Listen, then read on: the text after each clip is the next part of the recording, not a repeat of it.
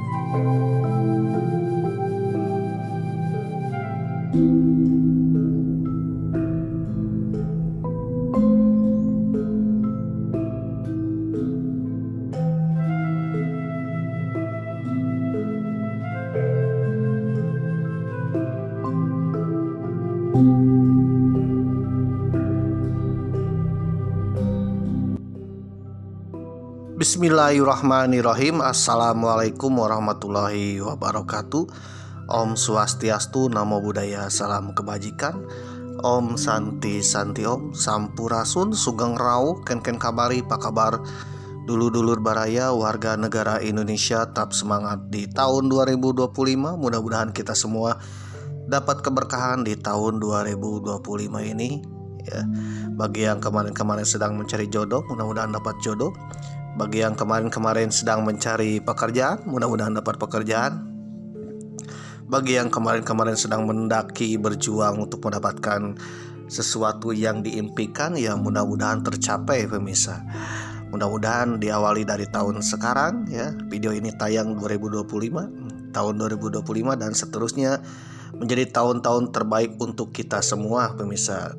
Amin. Selain itu, marilah kita berdoa dan juga ikut serta dalam pembangunan bangsa dan negara kita.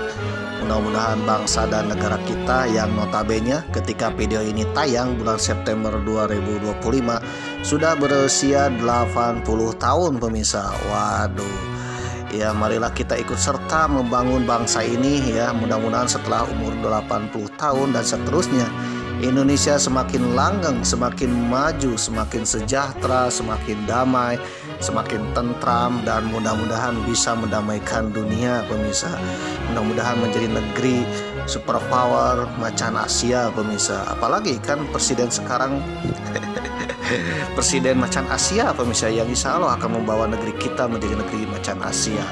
Oleh karena itu kita sebagai bangsa, sebagai warga negara ya, penerus generasi bangsa, harus ikut serta juga ya dalam membangun bangsa dan negara kita pemirsa. Mudah-mudahan saja dengan kepemimpinan Presiden Macan Asia, begitu juga dengan warganya Macan Asia pemirsa, yang menjadikan negeri kita menjadi Macan Asia yang bisa mendamaikan dunia, menggaungkan ke dunia, mensejahterakan, mententramkan ya. Mudah-mudahan negeri kita menjadi negeri Macan Asia setelah usia 80 tahun dan seterusnya sampai dunia ini kiamat pemirsa. Amin. Selain itu, marilah kita berdoa juga kepada bangsa Palestina ya, karena sejatinya bangsa Palestina adalah bangsa pahlawan bagi Indonesia pemirsa. Memang sudah bahas ya bagaimana kepahlawanan bangsa Palestina ketika awal-awal kemerdekaan Republik Indonesia pemirsa. Berkat bangsa Palestina kita dipromosikan ke negara-negara Liga Arab, bahkan banyak negara-negara Timur Tengah yang mendukung kemerdekaan Indonesia. Begitu juga dengan bantuan ekonominya dari saudagar-saudagar kaya bangsa Palestina pemirsa. Waduh. Oleh karena itu, kita sebagai bangsa yang besar, bangsa yang menghargai jasa-jasa para pahlawan, termasuk pahlawan dari bangsa Palestina, sudah semestinya kita membantu berperan penting untuk kemerdekaan bangsa Palestina. Ya, mudah-mudahan bangsa Palestina kembali damai, sejahtera, tentram, dan terbebas dari hama-hama penjajah Israel. Dan mudah-mudahan bangsa Palestina kembali damai, menjadi negara yang merdeka dan terbebas dari hama penjajah Zionis Israel pemirsa. Amin. Merdeka Palestina, Free Palestine. Ubur-ubur ikan lele, selamat malam le. Ubur-ubur ikan lele, selamat pagi le. Ubur-ubur ikan lele, selamat sore le. Selamat kapanpun saudara menonton episode yang ke-106 Perjalanan epik Tanah Dewata, Bali, Lombok, Banyuwangi, Surabaya. Waduh, telah melewati kota Yogyakarta dan sekarang selangkah lagi pulang ke kota Tasikmalaya le. Waduh, di Provinsi Haji Udin. Waduh, di Provinsi Jawa Barat yang sekarang ketika video ini tayang dipimpin oleh Haji Udin, oleh Kang Deddy Mulyadi ya, alias Bapak Aing. Waduh, ya mudah-mudahan Kang Deddy Mulyadi menjadi pemimpin Nusantara le. Amin. Oke pemirsa yang berbahagia, episode yang ke-106 ini melanjutkan perjalanan pulang ke kota Tasikmalaya pemirsa dengan kereta api Mutiara Selatan. Memang naik kereta api Mutiara Selatan di stasiun Surabaya Gubeng pemirsa, dan berangkat pukul 18.00 waktu Indonesia Barat pas maghrib pemirsa. Waduh. Dan diperkirakan ya sampai ke kota Tasikmalaya pukul 3.20 waktu Indonesia Barat. Waduh. Oke pemirsa yang berbahagia, mungkin beberapa jam kemudian Mamang akan sampai di kota Tasikmalaya pemirsa. Mamang menikmati perjalanan dengan kereta api Mutiara Selatan dengan kopi hitam pemirsa. Waduh, ini kopi hitam habis dibeli di Dunia Peri pemirsa. Maaf, di Kereta Resto. Waduh, yang Mamang merasakan Kereta Resto yaitu Dunia Peri pemirsa. Waduh, dunia yang penuh dengan para peri yang membuat kopi, makanan pemirsa. Karena memang ketika perjalanan kereta api Mutiara Selatan ini ya merupakan suasana Natal tahun 2024, tepatnya 29 Desember 2024 pemirsa. Jadi artinya suasana Natalnya terasa pemirsa, dan kelihatan para pegawai PT KAI ya, terutama bagian restonya menggunakan topi-topi khas Sinterklas ya. Kalau Mamang lihat ya mirip-mirip dengan Cinderella, dengan peri pemirsa, Tinkerbell pemirsa ya, yang cantik-cantik, yang hilir mudik seperti peri pemirsa. Oke pemirsa yang berbahagia, bagi saudara yang ingin tahu bagaimana dunia peri di Kereta Resto Mutiara Selatan, memang sudah bahas ya di episode ke-104 pemirsa.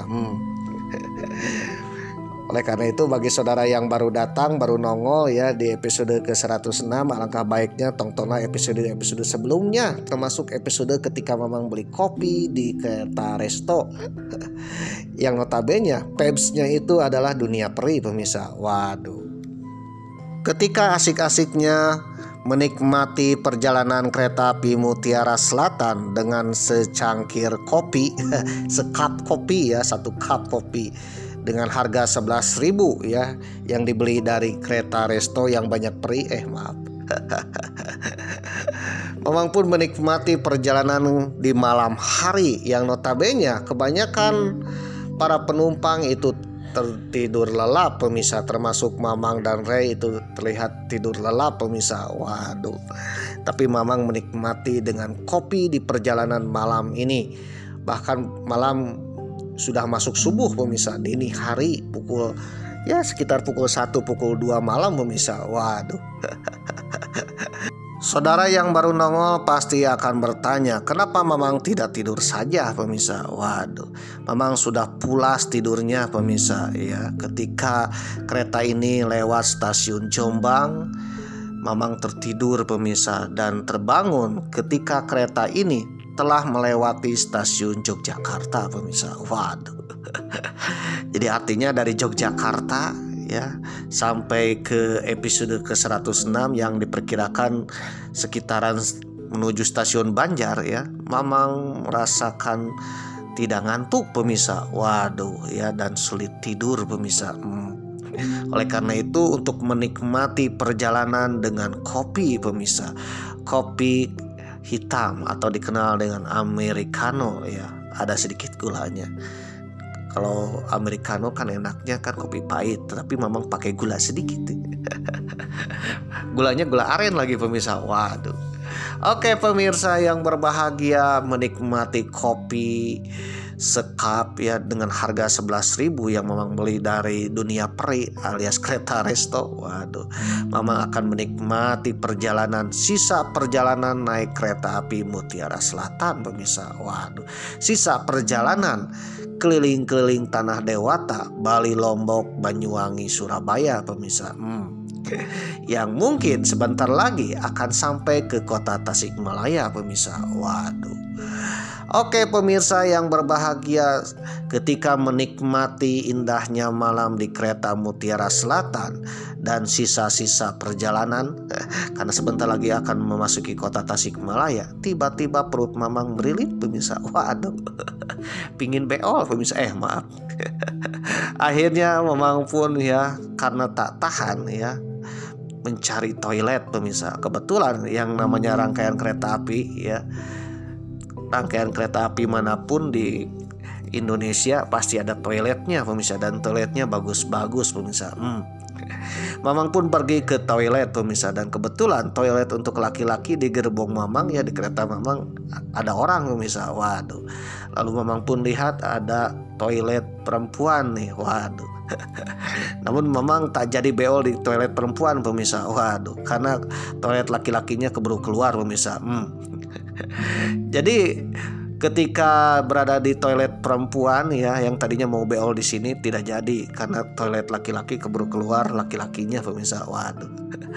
Mamang sempat memvideokan inilah toilet ya zaman now pemirsa. Toilet zaman sekarang modern di kereta api Mutiara Selatan. Terlihat bersih, wangi ya, apalagi ada pernak-pernik perempuan pemirsa. Waduh. Dan terlihat toiletnya toilet duduk. Sedangkan toilet laki-laki itu toiletnya toilet jongkok pemirsa. Mamang tak sempat memvideokan untuk toilet laki-laki ya, keburu pingin beol pemirsa. Waduh. Oke pemirsa yang berbahagia ya, bagaimana senangnya naik kereta api kalau toiletnya saja bersih seperti ini pemirsa, bersih, wangi, bahkan saudara akan ya mungkin buang air besar di toilet kereta api ya dengan nikmat, tentram, nyaman, damai pemirsa. Bahkan bisa berpikir mencari inspirasi pemirsa. Waduh, bisa bertahan lama-lama pemirsa. Waduh. Tapi ingat ya, kalau naik kereta api ya, beol atau pipis ya, ketika kereta api jalan, apalagi kereta apinya agak ngebut, waduh, ini lumayan tantangannya pemirsa ya, akan gijlak-gijluk. Waduh, takut kemana-mana pemirsa. Oke pemirsa yang berbahagia ya, inilah toilet perempuan ya, yang wangi, indah, yang memukau pemirsa. Sedangkan toilet laki-lakinya memang tak sempat memvideokan pemirsa, langsung beol saja. Jadi langsung beol, langsung buang air besar pemirsa. Apakah kita boleh buang air besar di toilet kereta api? Ya tentunya boleh pemirsa, karena teknologi pembuangan toilet kereta api sekarang tidak langsung ya ke rel pemirsa. Waduh, tidak langsung ke jalur kereta api. Lain halnya zaman dulu. Kalau zaman dulu iya ya. Jadi kalau beol di toilet ya, langsung si kotorannya ke rel kereta api pemirsa. Apalagi kalau keretanya sedang berhenti di stasiun. Waduh, malunya luar biasa. Tapi kalau sekarang memang lihat ya di channel-channel pecinta kereta api dijelaskan ya, salah satunya dari Mas Masinis ya, ternyata di kereta api Mutiara atau kereta api PT KAI sekarang ya, itu ramah pemirsa. Ada pembuangan yang tidak langsung dibuang ke rel, tapi ada semacam wadah atau spiteng ya, spiteng khusus. Jadi nanti mungkin ketika kereta apinya langsir akan dibersihkan, akan disedot tinjanya pemirsa. Waduh. Oleh karena itu, bagi saudara yang ingin beol di kereta api ya, ketika kereta api jalan ya tenang-tenang saja pemirsa ya, tidak akan ditegur. Lain halnya ketika naik bis ya, di bis ada toiletnya, tapi toilet khusus pipis. Pipis pun kalau bisnya sedang jalan pemirsa. Kalau sedang beol ya nggak boleh sana. Itu kalau di bis ya. Tapi kalau di kereta api kita boleh beol pemirsa sepuasnya. Waduh. Senikmatnya. Waduh.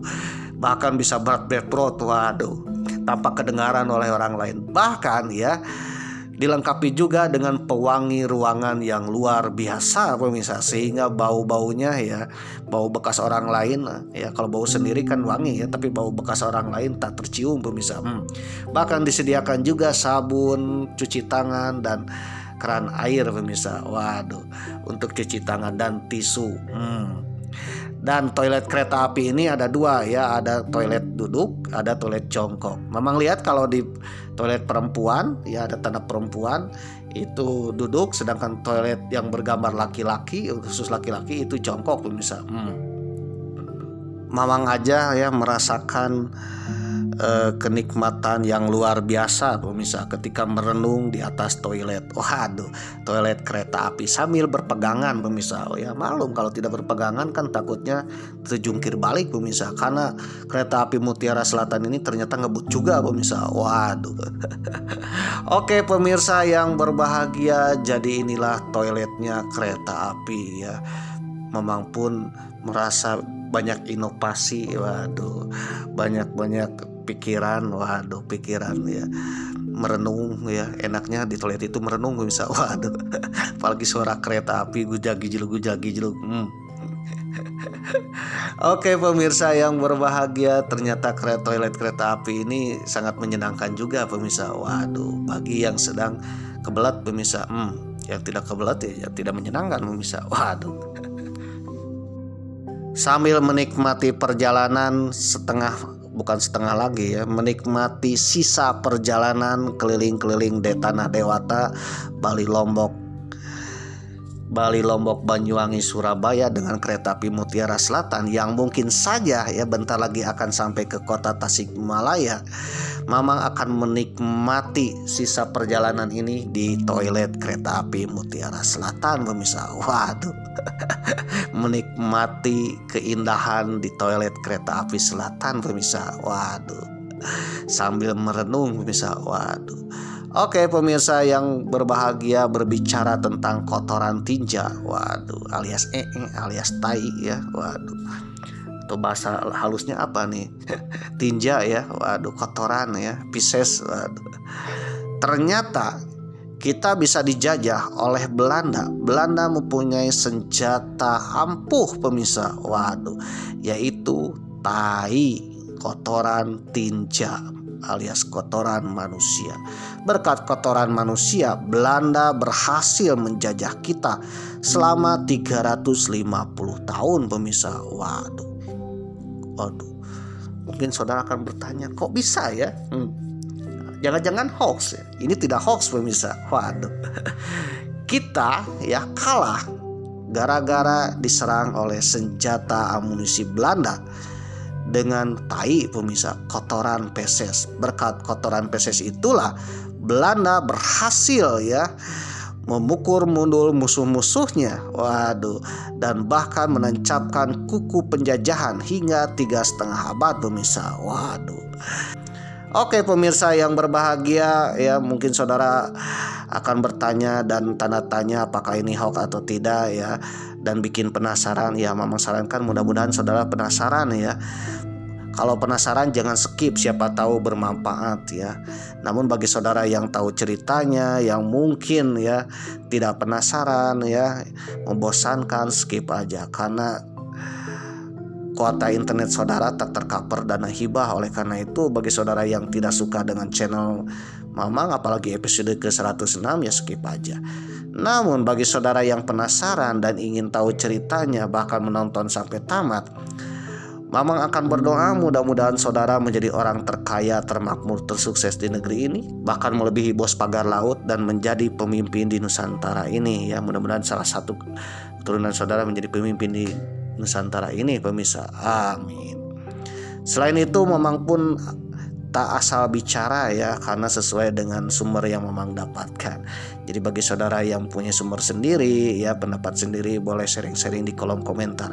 Asalkan pendapat saudara ya penuh dengan perdamaian ya, bukan bikin keonaran. Jangan bergaya-gaya Mossad yang bikin keonaran pemirsa. Waduh, Divide et Impera, waduh, suka mengadu domba ya. Jangan pemirsa. Oleh karena itu bagi ada yang komentar yang agak aneh-aneh, Mamang sebagai admin mohon maaf saja, Mamang akan skip pemirsa. Karena channel ini adalah channel penuh perdamaian pemirsa. Ya meskipun receh-receh, ingatlah suatu saat kalau Mamang jadi presiden, jadi orang penting atau jadi gubernur ya, saudara akan mencari video ini. Walaupun receh pemirsa. Waduh.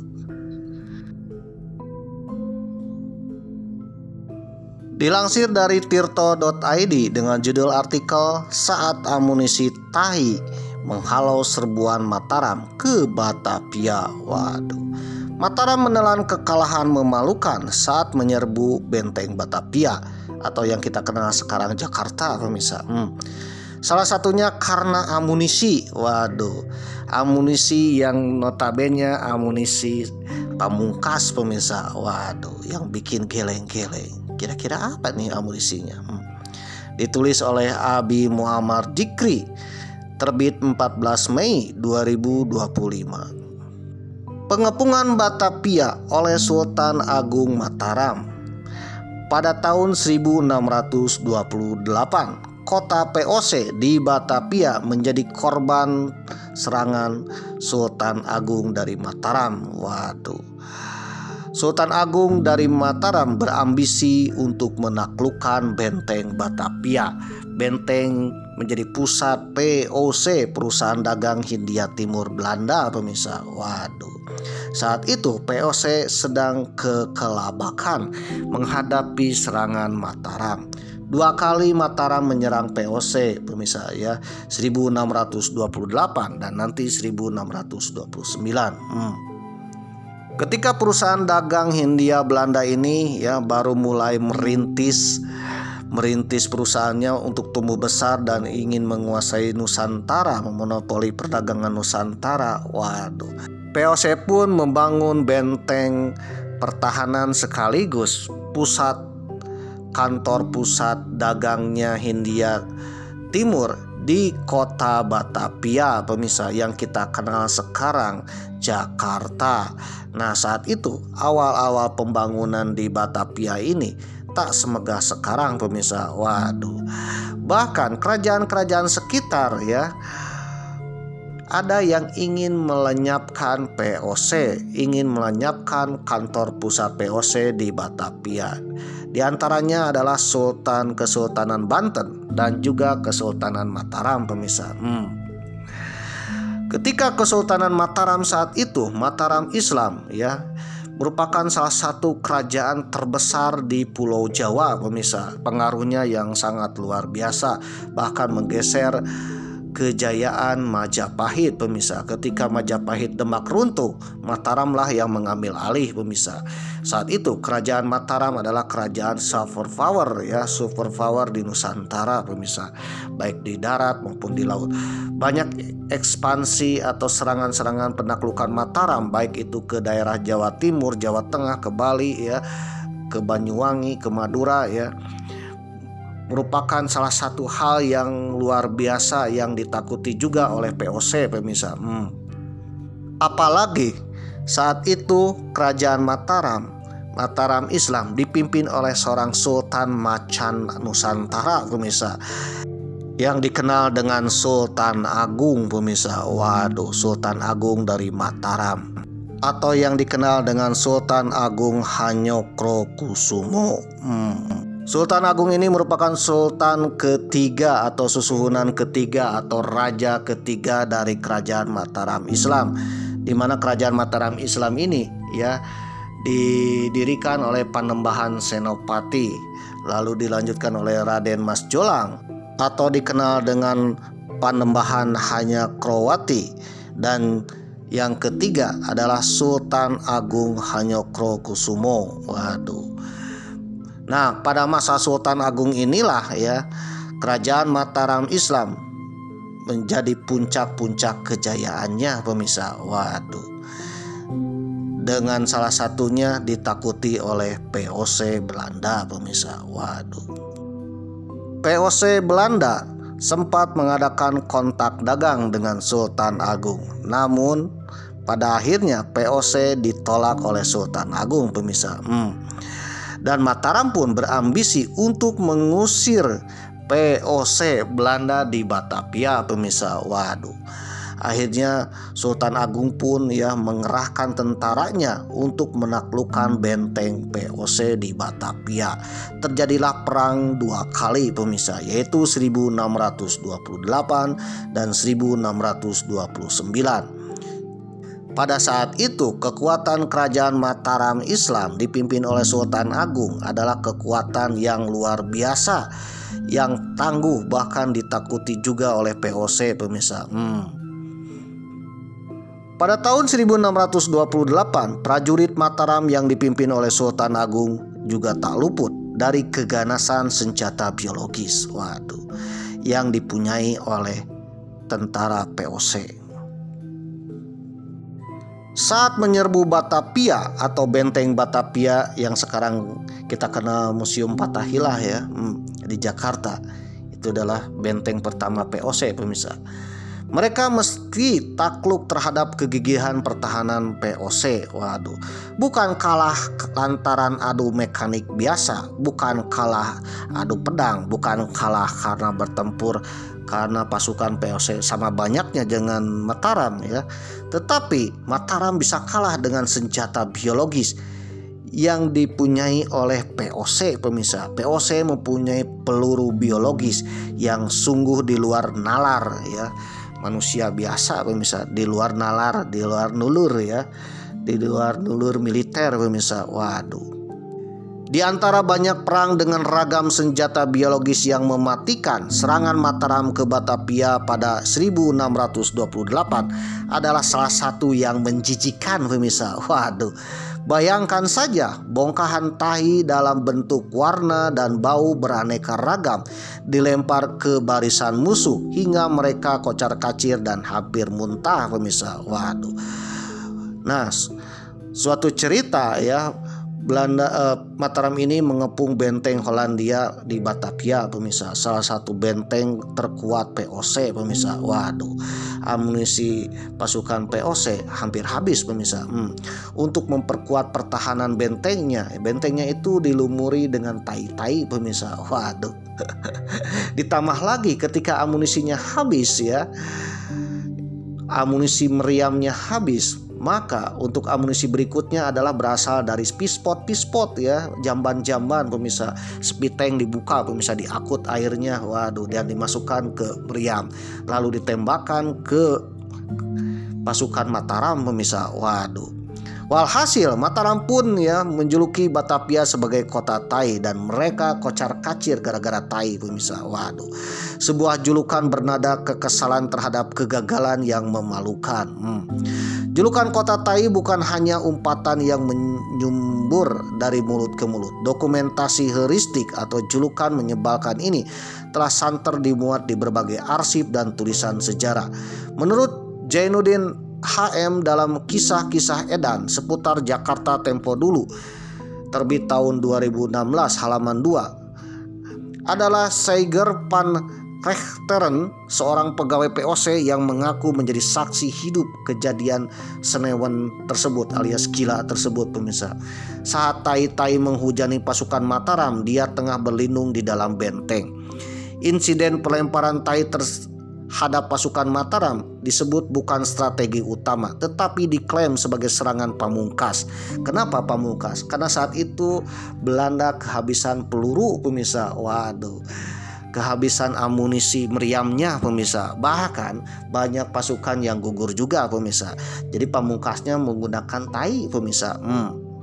Sebagaimana ditulis oleh Jainuddin, penyerangan pada tahun 1628 bukanlah tahun ketika malapetaka yang dimaksud berlangsung, namun merupakan cikal bakal rangkaian peristiwa. Sultan Agung memandang benteng Hollandia sebagai duri di kaki Batavia.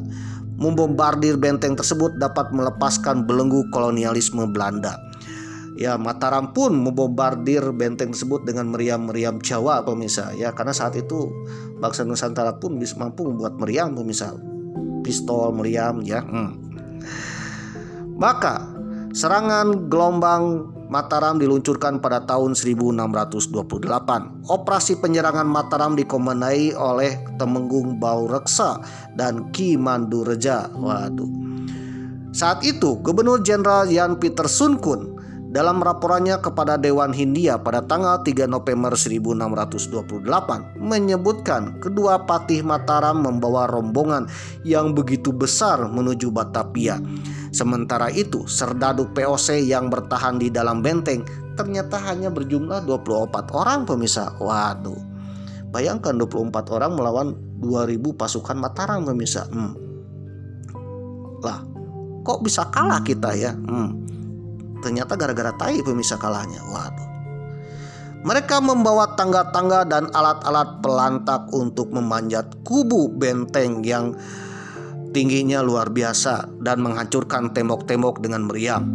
Mereka dilindungi oleh beberapa orang dan terus menembaki kubu pertahanan Belanda dengan berdil laras panjang dan meriam-meriam yang dibawa oleh Mataram, pemirsa.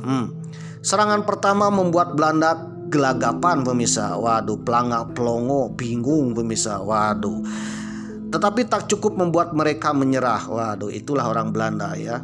Pelangak pelongo bingung. Jumlah 24 orang menghadapi 1000 orang pemirsa. Waduh. Akhirnya Belanda pun tak mengenal menyerah pemirsa. Sementara di buku Mataram mereka telah kehilangan banyak amunisi dan bubuk mesiu. Bom-bom yang ditembakkan meriam Mataram ya ternyata tidak bisa meruntuhkan atau menembus benteng pertahanan Belanda pemirsa. Sampai akhirnya Mataram pun kehabisan meriam pemirsa, kehabisan peluru. Kendati jumlah prajurit yang dikerahkan melebihi pertahanan di Port Hollandia, tetapi perlengkapan senjata dan artileri mereka masih kalah canggih. Bahkan perjalanan dari Mataram menuju ke Batavia pun mereka tempuh dengan kaki telanjang. Karena itulah pertempuran pertama hanya berlangsung sehari semalam. Waduh, alias 24 jam. Jan Pieterszoon Koen mengatakan kegigihan pasukan Belanda serta strategi matang adalah taktik jitu untuk membendung pasukan Mataram. Namun agaknya laporan ini terdengar meragukan dan malu-malu. Bagaimana mungkin ratusan prajurit Mataram kalah hanya dengan beberapa puluh orang yang bertahan di dalam benteng?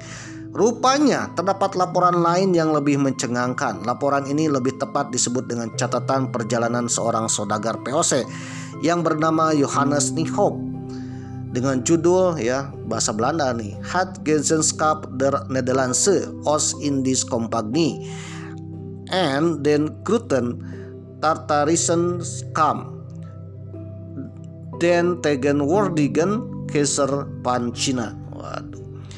Judul aslinya memang cukup panjang lantaran catatan ini sederhana ya yang menunjukkan sebenarnya kejadian tersebut. Berbentuk sebuah laporan naratif yang disusun oleh Nijhoff. Nijhoff ini ketika pertempuran ada di dalam situ pemirsa. Saudagar Belanda yang ikut bertempur pemirsa. Nijhoff membuat laporan ya tentang tujuannya untuk ke Tartarism Cham. Cham ini Vietnam sekarang dan penguasa Tiongkok waktu itu.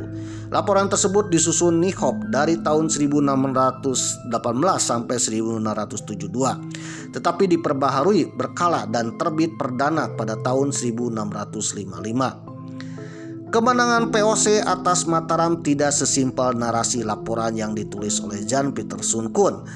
Dalam tulisan Nijhoff, tanggal 25 Oktober 1629, pasukan Mataram kembali menyerbu Batavia. Sisa pasukan dari dalam benteng hanya berjumlah 17 serdadu. Sementara itu, Mataram menyerbu dari hampir segala penjuru benteng. Waduh. Memang betul bahwa perlengkapan senjata POC lebih canggih. Ya, artinya meriam POC memang lebih canggih. Tetapi bertahan dari serangan segala penjuru dengan jumlah yang sangat besar, pasukan yang Mataram sangat besar, sedangkan pasukan POC sedikit. Ya tentunya dalam di atas kertas ya POC harus kalah pemirsa. Serangan segala penjuru membutuhkan modal amunisi dan mesiu yang besar yang tentunya POC akan kalah. Tak ada lagi sebutir peluru di kotak mesiu ketika pertempuran dengan Mataram. Sedangkan pasukan Mataram semakin mendekat pemirsa, semakin bertempur dan semakin bertempur. Waduh. Mereka bahkan menggunakan alat-alat seadanya untuk mempertahankan benteng Port Hollandia atau benteng Batavia POC pemirsa. Salah satu alatnya adalah dengan batu dan juga panci, bahkan peralatan dapur pemirsa. Peralatan dapur pun dikeluarkan ya, dimasukkan ke meriam, ditambahkan bubuk mesiu dan diledakkan sehingga berterbangan pemirsa. Salah satu sersan muda asal Jerman, Hans Medellins, yang berusia 23 tahun yang waktu itu menjadi tentara POC, memiliki ide gila. Waduh, ini ide gila dari orang Jerman. Kalau bertanya kenapa tentara POC ada dari Jerman, ya memang insya Allah akan bahas ya. Ternyata di dalam perusahaan dagang Hindia Belanda itu tidak semuanya orang Belanda pemirsa, yaitu orang-orang pegawainya termasuk tentaranya dari berbagai bangsa pemirsa yang dikontrak pemirsa. Dari Jerman, Swiss, waduh, termasuk juga dari bangsa pribumi. Salah seorang Tentara POC dari Jerman, Hans Mendelit, ya, yang berusia 23 tahun, memiliki ide gila. Dia menyelinap ke ruang serdadu lantas memerintahkan anak buahnya membawa sekeranjang penuh tinja alias alias tai, ya, yang mungkin sudah berbulan-bulan bukan lantaran perawatan sanitasi benteng, tetapi digunakan sebagai amunisi pemungkasnya.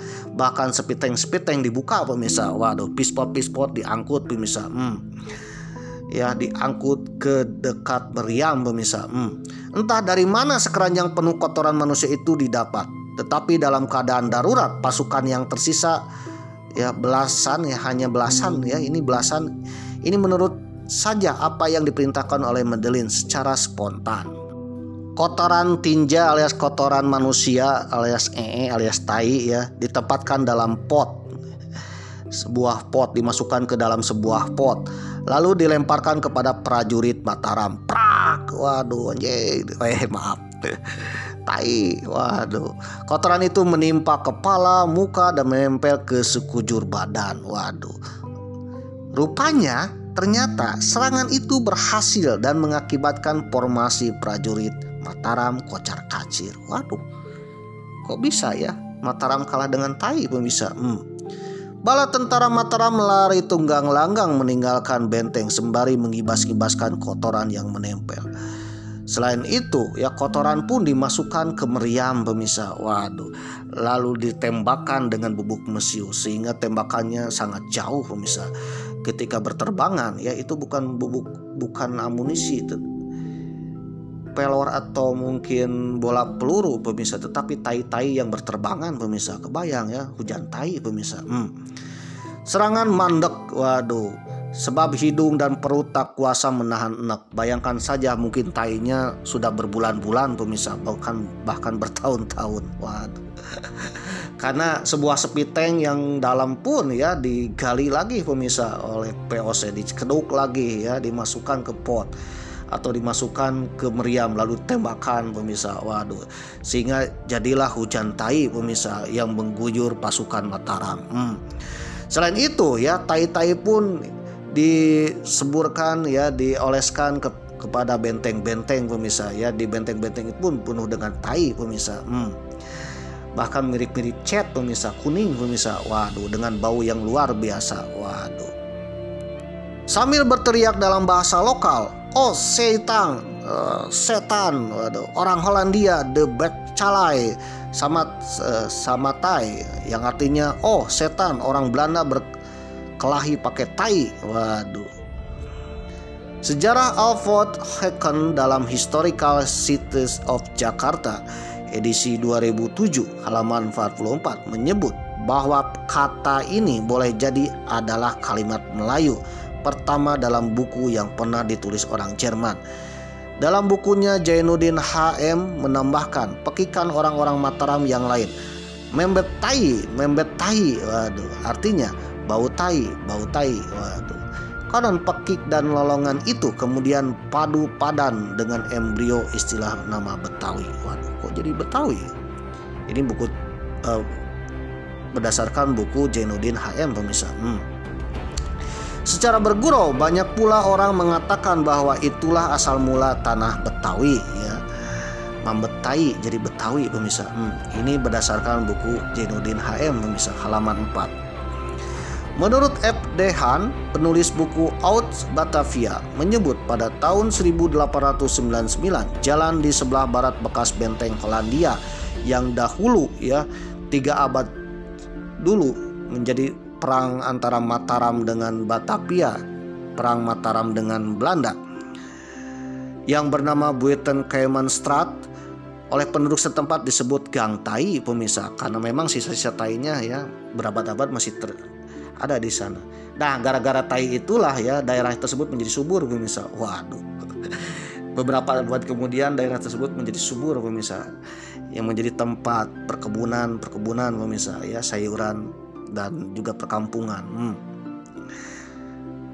Kota Tai dalam babat dikisahkan dalam babat Tanah Jawi. Ini tulisan dari Mataram, ya. Selain dipakai sebagai senjata biologis melawan musuh, Tai juga memiliki manfaat yang beraneka ragam di dunia medis Jawa.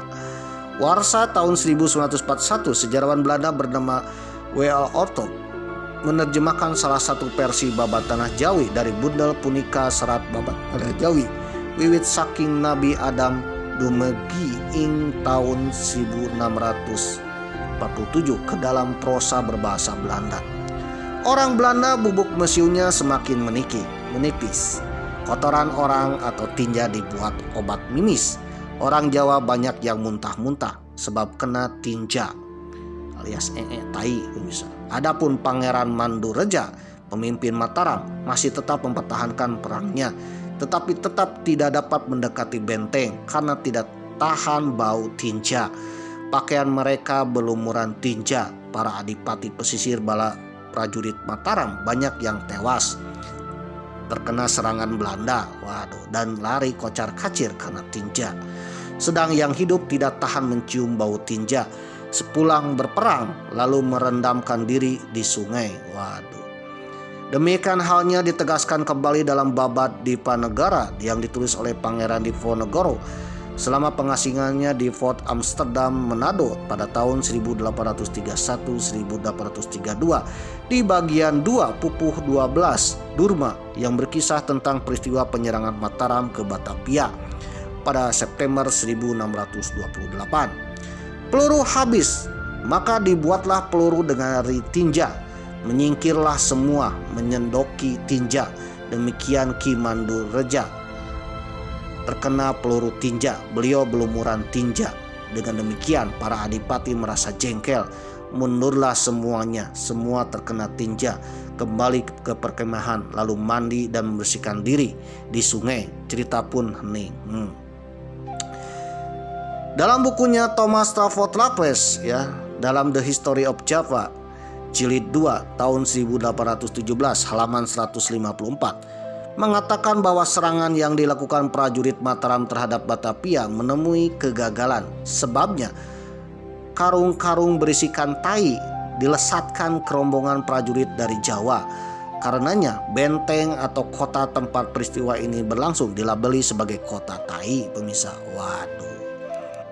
Oke pemirsa yang berbahagia, jadi gara-gara tai Mataram tidak bisa menaklukkan Batavia, pemirsa, tidak bisa mengusir Belanda dari tanah Jawa, dari tanah Nusantara, pemirsa. Seandainya Mataram tidak mundur ketika diserang hujan tai, Mataram tetap maju dan menaklukkan benteng Batavia, mungkin Belanda akan terusir dari Nusantara selama-lamanya, pemirsa. Dan mungkin saja kita tidak akan dijajah oleh Belanda, pemirsa. Gara-gara Mataram kalah dengan tai, Mataram pun mundur dari Batavia dan tidak ada lagi kerajaan yang mampu menyerang benteng Batavia. Oleh karena itu, Batavia sebagai pusatnya POC Belanda semakin kuat, semakin kokoh di Nusantara, dan pada akhirnya dijajah oleh Belanda selama 3,5 abad, pemirsa, selama berabad-abad. Jadi itulah kesempatan terakhir bangsa Indonesia untuk mengusir Belanda. Seandainya bisa berhasil menaklukkan benteng itu dan tidak takut pada tai, mungkin sejarah akan berubah, pemirsa. Kita tidak akan dijajah oleh Belanda, pemirsa. Jadi gara-gara tai lah kita dijajah oleh Belanda, pemirsa.